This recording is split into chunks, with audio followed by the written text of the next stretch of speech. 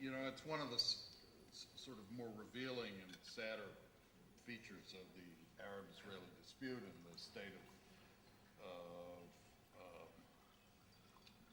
the Middle East that a conversation like this doesn't really happen. Oh, sorry.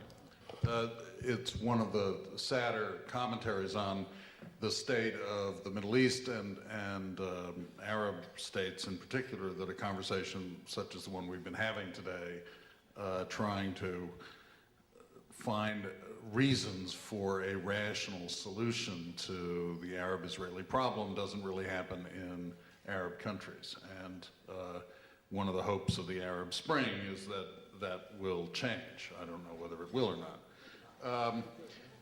First of all, I want to be clear that my comment about the IDF and then the U.S. Army was really sort of a maximalist reminder of realism in international affairs. That is to say that the IDF in the first instance is the guarantor of Israeli security, of course, and the U.S. Army in the second instance. It doesn't mean that the United States is going to be policing the borders of Israel, or it's just that standing behind the IDF is the U.S. Army, if we have one in the future.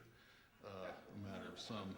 Since I work for the Defense Department, I worry a lot about budgets and the impact on capabilities of budgets.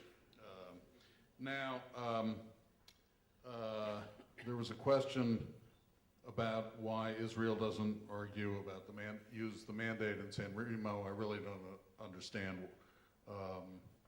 and can't speak to that question. And as to Arab rights in the territories, I think Professor Lapidoth has already answered that question very well. There was another question that came along about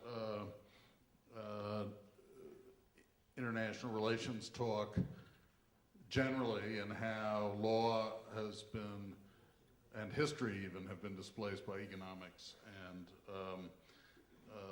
other issues.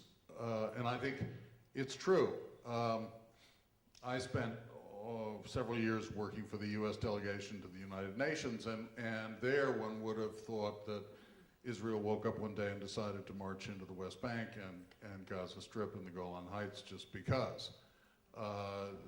There was never any context given to those discussions, and discussions of why 242 was written the way it was. It was written the way it was because in 1956 and 57, the United States forced Israel to withdraw from Sinai without a peace agreement. And Lyndon Johnson was the Senate Majority Leader at the time. And in 1967, he said we weren't going to do that again. And that's why 242 is written the way it is. But nobody mentions any of this at the United Nations, and so people don't know. You know? Not everybody's a historian, not everybody was around then, not everybody learned this history at my parents' dinner table.